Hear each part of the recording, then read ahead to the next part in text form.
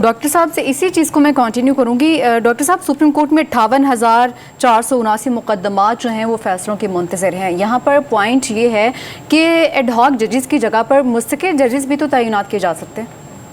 जी बिल्कुल इशू उठाया आप। देखिए, एडहॉक का पहला मतलब ये है कि वो टेम्परेरी हैं, वो आर्जी होते हैं। अब अगर ये जवाब दिया जाए कि 60,000 या 58,000 जो केसेस हैं वो सुप्रीम कोर्ट में आ गए हैं, पेंडिंग पड़े हैं, तो ये नंबर जो है पिछले कुछ सालों में बढ़ता ही चला जा रहा है। ये 8 साल पहले भी यही था, वैसे थोड़ा सा कम था, तो पेंडिंग केस तो बड़े अरसे से चल रहे हैं। तो ये जवाब कि हम इसलिए एडहॉक की बता रहे हैं कि पेंडिंग केसेस को वो भुगताएंगे, तो ये जवाब पहले तो नहीं लगे। और खासतौर पे जो टाइमिंग है, शायद खान साहब ने भी उसका जिक्र किया कि टाइमिंग कुछ ऐसा है कि जब हुकूमत की तरफ से ये ऐलान किया जा रहा है कि पीटीआई को बैन किया जाएगा, जब कुछ फैसले सुप्रीम कोर्ट के ऐसे आ गए हैं, उस वक्त एडहॉक जजेस की बात सामने लाना। एक और जवाब जो आलमी अदालतों में इस्तेमाल किया जाता है वो स्पेशल एक्सपर्टीज का या मखसूस महारत का। कि कोई खास केसेस आपके पास आए हैं, सुप्रीम कोर्ट के पास आए हैं, और कुछ जजेस सुप्रीम कोर्ट के परमानेंट जजेस हैं, उनके पास वो खास महारत नहीं है, तो आप एडहॉक जो है वो लगा देती है। तो यहाँ पे टाइमिंग का इशू है, वो बड़ा मानी खींच बन जाता है। और फिर अब सोचिए कि अगर हुकूमत ने कोई रेफरेंस लेके जाना है सुप्रीम कोर्ट के पास, तो फिर जो चीफ जस्टिस साहब है उनके ऊपर प्रोसीजर एंड प्रैक्टिस एक्ट है वो लागू नहीं होगा। ये रेगुलर केस नहीं होगा पीटीआई बैंक, ये रेफरेंस होगा, और फिर वो पीटीआई फिर वो चीफ जस्टिस की स्वाबदीदी इख्तियारात में होगा कि वो बैंक का तश्कील करते हैं।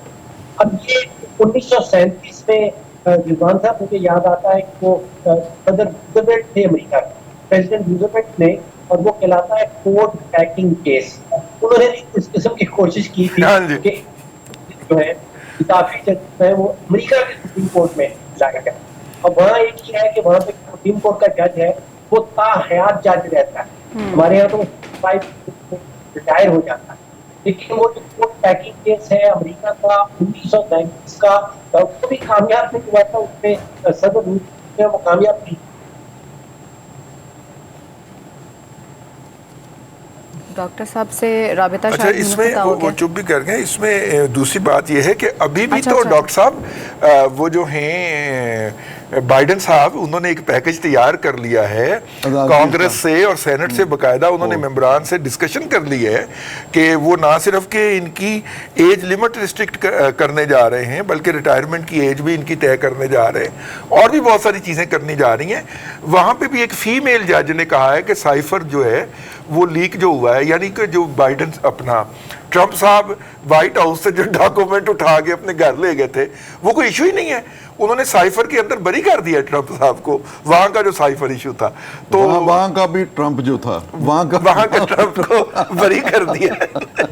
लेकिन वहां के ट्रंप के कान पे गोली लगी है, टांग पे नहीं लगी। यहाँ पर एक और एतराज़ भी है जो कि पीटीआई की जानिब से सामने आया है। एडहॉक जजेस की तैनाती पर पीटीआई ने सुप्रीम जुडिशल काउंसिल में जाने का ऐलान किया है, और बैरिस्टर गोहर ने यह भी कहा कि 4 जजेस की एक साथ तैनाती जो है इसकी इससे पहले कोई मिसाल नहीं मिलती। अब एतराज़ किस बात पर किया गया है?